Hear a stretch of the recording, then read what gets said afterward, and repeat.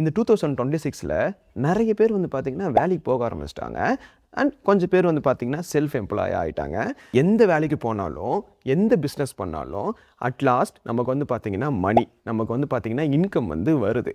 அந்த பணத்தை நீங்கள் வந்து ஹேண்டில் பண்ணல, அந்த மணியை வந்து எப்படி பாதுகாப்பாக வச்சுக்கணும், தேவையில்லாத செலவுகளை குறைக்கணும், எதுக்கு இந்த செலவு, ஏன் இந்த செலவு, இதெல்லாம் எதுவுமே பார்க்காம கண்ட மேனிக்கு நீங்கள் உங்கள் பணத்தை வந்து விடுறதுனால மட்டும்தான் கையில் பணமே இருக்க மாட்டேங்குது. நீங்கள் நினைக்கலாம் என் வாழ்க்கை சூப்பராக இருக்குது, செம்மையாக இருக்குது, லக்ஸுரியாக இருக்குது அப்படின்ட்டு.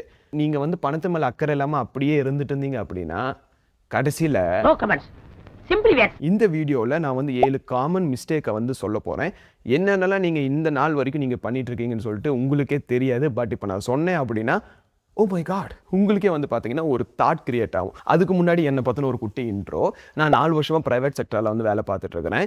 எனக்கு ஆரம்பத்தில் வந்து பார்த்தீங்கன்னா ஃபைனான்ஸை வந்து எப்படி ஹேண்டில் பண்ணுறதுன்னு தெரியல. ஃபைனான்ஸ் மீன்ஸ் லைக் அமௌண்ட்டு வந்துச்சு, நான் வந்து ஏர்ன் பண்ணுறேன், அதை நான் வந்து எப்படி நான் வந்து கரெக்டாக சேமித்து வைக்கணும், எதை நான் வந்து காசு கட் பண்ணேன், எனக்கு எதுவுமே தெரியாமல் கண்ட மணிக்கு செலவு பண்ணி பல காசுகளை நான் வந்து பார்த்தீங்கன்னா இழந்துட்டேன்.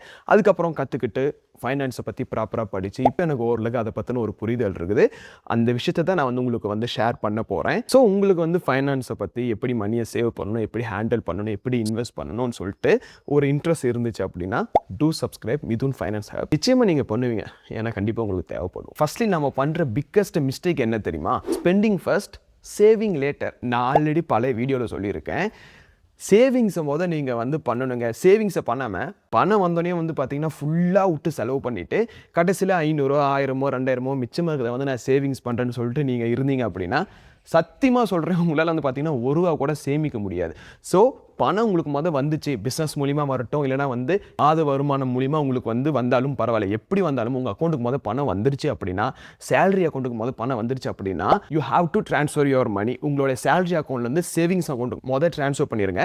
சேவிங்ஸ் உங்களுக்கு வந்து எப்படி பண்ணுறதுன்னு சொல்லிட்டு தெரியல அப்படின்னா நான் வந்து ஆல்ரெடி ஒரு வீடியோ போட்டிருக்கேன், டிஸ்கிரிப்ஷனில் லிங்க் இருக்குது, அண்ட் ஐகார்ட்லேயும் நான் வந்து லிங்க் கொடுக்குறேன். அண்ட் செகண்ட் ஒன் பார்த்தீங்கன்னா இது பல பேர் பண்ணிட்டு இருக்காங்க, நானும் ஆரம்பத்தில் பண்ணிட்டு இருந்தேன், not having an emergency fund. So emergency ஃபண்டுன்னா நம்ம என்ன நினச்சிக்கிறோம் அப்படின்னா, எனக்கு ஏதாவது வந்து ஒரு ஹெல்த்தில் இஷ்யூ வந்தால், இல்லை வீட்டுக்கு எதனா பணம் தேவைப்பட்டு அப்போ தானே தேவைப்படும், அப்போ நான் பொறுமையாக சேர்த்திக்கிறேன்னு சொல்லிட்டு அப்போது நான் கடன் உடனே வாங்கி கொடுத்துறேன்னு சொல்லிட்டு நினச்சிட்டு இருக்கீங்க. பட் எமர்ஜென்சி ஃபண்ட் அதுக்கு மட்டும் இல்லை. சப்போஸ் இப்போ நீங்கள் வந்து பார்த்தீங்கன்னா ஒரு வேலையில் இருக்கீங்க, ஓகேவா, இன்கேஸ் உங்களுடைய வேலை வந்து திடீர்னு போயிடுச்சு, உங்களுக்கு திடீர்னு வந்து ஃபயர் பண்ணி கம்பெனி விட்டு வெளியே அமிச்சிட்டாங்க அப்படின்னா நீங்கள் திரும்ப வேலை தேடணும் தானே. அந்த 3 மாதமோ 4 மாதமோ உங்களுக்கான ஒரு எக்ஸ்பென்ஸ் இருக்குல்ல, ஸோ அதை யார் கொடுப்பா? எமர்ஜென்சி ஃபண்டுன்னு சொல்லிட்டு அந்த அமௌண்ட்டை நீங்கள் வந்து பார்த்தீங்கன்னா பேக்கப்புக்கு வச்சுருந்தீங்க அப்படின்னா நாளைக்கு இன்கேஸ் உங்களுக்கு வேலை போனாலும், இல்லை இன்கேஸ் உங்களுக்கு வந்து ஏதாவது ஒரு ஹெல்த் இஷ்யூ வந்து, இல்லைனா சப்போஸ் பணம் வேறு யாருக்காவது கொடுக்குற மாதிரி இருந்தாலும் ஒரு எமர்ஜென்சியில் உங்களுக்கு இந்த பணம் வந்து பார்த்தீங்கன்னா ரொம்ப ரொம்ப யூஸ்ஃபுல்லாக இருக்கும். இப்போ நீங்கள் என்ன நினைக்கிறீங்கன்னு சொல்லிட்டு எனக்கு தெரியுது. ஏப்பா அதுக்கு தான் நான் சேவிங்ஸ் வச்சுருக்கேன்ல, அதுலேருந்து நான் எடுத்து கொடுத்துருவேன்ல. நல்லா ஒன்று புரிஞ்சுக்கணும், சேவிங்ஸ் வேறு, எமர்ஜென்சி ஃபண்ட் வந்து வேறு, ஓகேவா. மாதம் வந்து பார்த்தீங்கன்னா சேவிங்ஸ் பண்ணுறது அது வேறு, அது வந்து ஒரு இன்வெஸ்ட்மெண்ட், அது வந்து வேறு கேட்டகரி.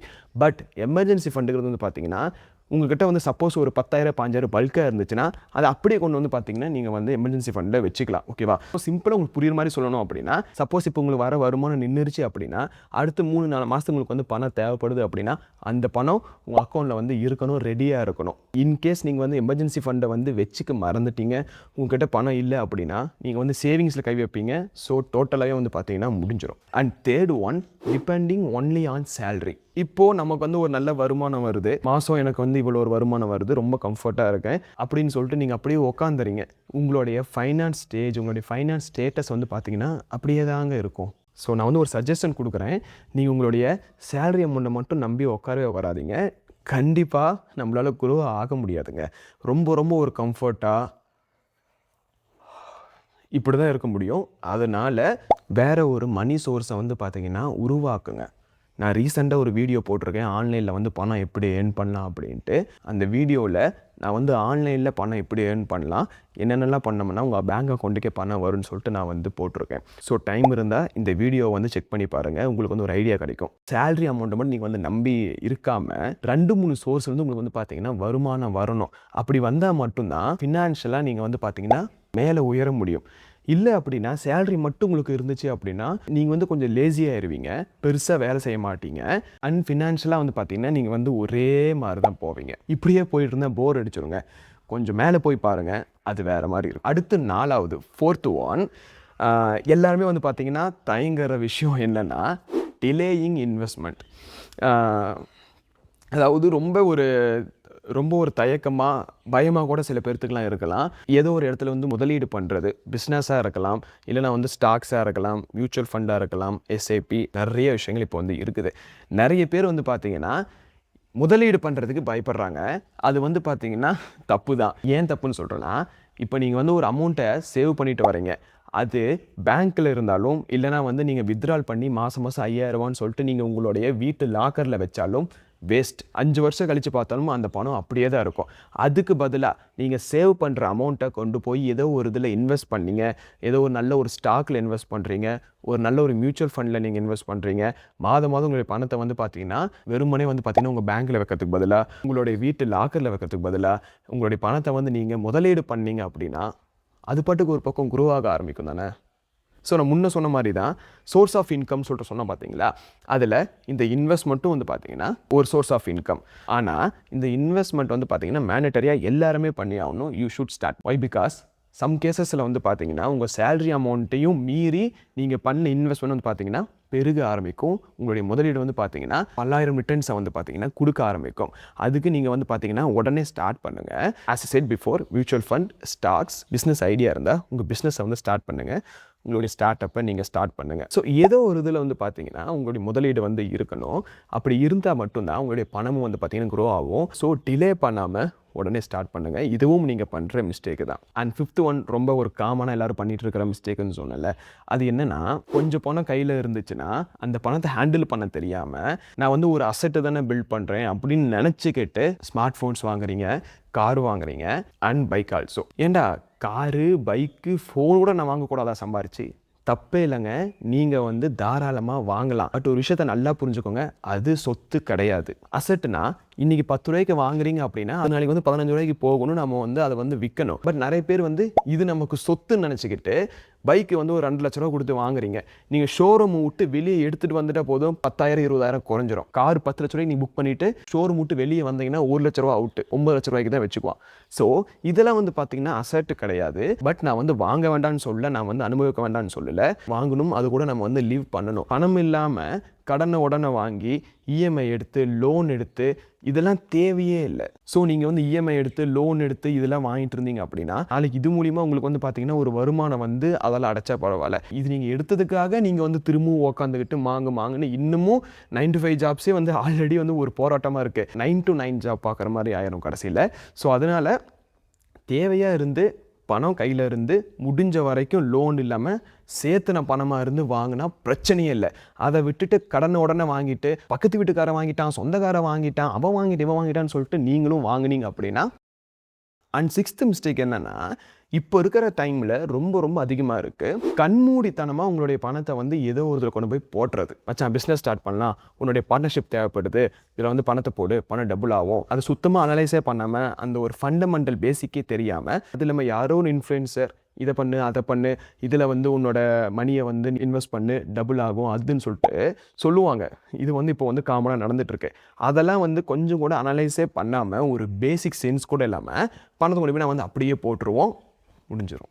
அதனால நீங்கள் வந்து எதனாவது இன்வெஸ்ட் பண்ணணும், நீங்கள் வந்து உங்களுடைய பணத்தை வந்து வேறு ஏதோ ஒரு இதில் வந்து போட்டு வைக்கணும், என்ன வேணாலும் நீங்கள் பண்ணுங்கள், சரியா? ஏன்னா உங்களுக்கு வந்து எல்லா ரைட்ஸுமே இருக்குது. ரைண்டாக வந்து பார்த்தீங்கன்னா இவன் சொல்கிறான் அவன் சொல்கிறான், ஈவன் நான் சொன்னாலும் நீங்கள் அனலைஸ் பண்ணணும். அனலைஸ் பண்ணி இது என்னால் முடியுமா, இதனால் பண்ண முடியுமான்னு சொல்லிட்டு ப்ராப்பராக நீங்கள் வந்து பார்த்தீங்கன்னா உங்களுடைய பணத்தை வந்து வச்சு ஹேண்டில் பண்ணி அதை வந்து க்ரோ பண்ண வைக்கணும். ஆனால் நம்ம ஒரு இடத்துல கொடுத்துட்டோம், ஒரு இடத்துல வந்து ஏதோ ஒரு இதில் நம்ம போட்டுட்டோம், க்ரோ ஆகுதோ இல்லையோ நம்மளுடைய கேபிட்டல் இருக்குது பார்த்தீங்களா, நம்மளுடைய அசல் இருக்குது பார்த்தீங்களா, அது நம்ம கைக்கு வந்தே ஆகணும். ஸோ ரொம்ப கான்சியஸாக இருங்க. லாஸ்ட் 7th ஒன் என்னென்னா, உங்களுக்கு வந்து கண்டிப்பாக சொல்கிறேன் ஆசை இருக்கும், நம்ம வந்து ஃபினான்ஷியல் ஃப்ரீடமாக நம்ம இருக்கணும் வாழணும்னு சொல்லிட்டு ஆசை இருக்கும். பட் அதுக்கு நீங்கள் வந்து என்ன ஸ்டெப் எடுத்தீங்க? இங்கே இருக்கிற யாருமே வந்து பார்த்தீங்கன்னா ஸ்டெப் எடுக்கிறது இல்லை. ஸ்டெப் மீன்ஸ் நான் வந்து எதை நான் வந்து சொல்ல வரேன் அப்படின்னா, படிக்கணும். நம்ம வந்து ஃபைனான்ஸ்னால் என்ன, அதை வந்து எப்படி ஹேண்டில் பண்ணணும், நம்ம வந்து என்னெல்லாம் மிஸ்டேக் பண்ணுறோம், நம்ம இதெல்லாம் சரி பண்ணிக்கணும்னு சொல்லிட்டு நம்ம அதெல்லாம் படிக்காமல் எந்த ஒரு ஸ்கூலு காலேஜும் சொல்லிக் கொடுக்க மாட்டாங்க. முறையாக வந்து பார்த்திங்கன்னா அவங்க வந்து கொஞ்சம் நமக்கு டீச் பண்ணணும், நமக்கு வந்து சொல்லிக் கொடுக்கணும். ஆனால் ஏன் பண்ண மாட்டேங்கிறாங்கன்னு தெரியல. பட் விட்டுருங்க. இப்போ நீங்கள் இந்த வீடியோ கிளிக் பண்ணி பார்க்கறதுனால நீங்கள் வந்து கொஞ்சம் ஃபினான்ஷியலி நீங்கள் வந்து கொஞ்சம் அப்கிரேட் ஆக போகிறீங்க. ஏன்னா உங்களுக்கு அந்த தாட் வந்தனால தான் நீங்கள் வந்து இவ்வளோ நேரம் வீடியோ பார்த்துட்டு இருக்கீங்க. ஸோ கண்டிப்பாக சொல்கிறேன், நீங்கள் முன்னேற தான் போகிறீங்க. ஆனால் கொஞ்சமாக படிக்க ஆரம்பிங்க. பணம்னா என்ன, அதை நம்ம வந்து எங்கே செலவு பண்ணணும், எது எக்ஸ்பென்சிவ்க்கு ஆல்டர்னேட்டிவாக என்ன இருக்குது, இப்படி பண்ணால் நமக்கு வந்து பணம் மிச்சமாகும்.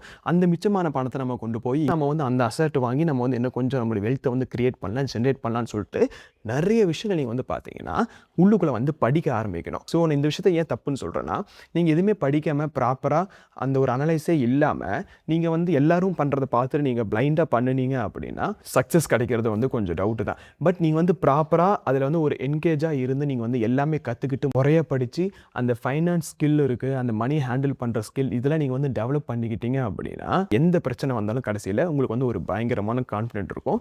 ஸோ நீங்கள் அந்த பிரச்சனையிலேருந்து ஈஸியாக மீண்டு வெளியே வந்துடுவீங்க. இப்போ நான் சொல்கிற ஒரு விஷயத்தை மைண்டில் வச்சுக்கோங்க, எப்போவுமே மைண்டில் வச்சுக்கோங்க. ரிச் பீப்புள் இருக்காங்க பார்த்தீங்களா, அவங்களோட பணத்தை வந்து சேவிங்ஸ் பண்ணியிருப்பாங்க, இன்வெஸ்ட் பண்ணியிருப்பாங்க, நிறைய அசட்லாம் வாங்கியிருக்கலாம், அது அவங்களுக்கு வந்து பல மடங்கு வந்து கொடுத்துருக்கலாம். பட் அவங்க வந்து ஒரு விஷயத்தை வந்து எப்போவுமே ஃபாலோ பண்ணுவாங்க, அன்னெசரி எக்ஸ்பென்சிவ்னு சொல்லிட்டு இருக்குது பார்த்தீங்களா, தேவையில்லாத செலவுகள், அது அவங்க வந்து பார்த்தீங்கன்னா பண்ணவே மாட்டாங்க. அப்படி பண்ணாமல் இருக்கனால தான் they are rich. ஸோ அதனால் எல்லாமே நம்ம ஹேண்டில் தான் இருக்குது, நம்மளுடைய திங்கிங்கில் தான் இருக்குது, நம்மளுடைய தாட்ஸில் தான் இருக்குது. இப்போ நான் சொன்ன 7 மிஸ்டேக் நீங்கள் பண்ணிட்டு இருந்தால் எந்த ஒரு ப்ராப்ளமும் இல்லை. இப்போ இந்த செகண்ட்லேருந்து நீங்கள் அதை ஸ்டாப் பண்ணினீங்க அப்படின்னா நீங்களும் கொஞ்சம் கொஞ்சமாக க்ரோ ஆகலாம். ஸோ கான்சியஸாக ஒர்க் பண்ணுங்கள். தேங்க்யூ.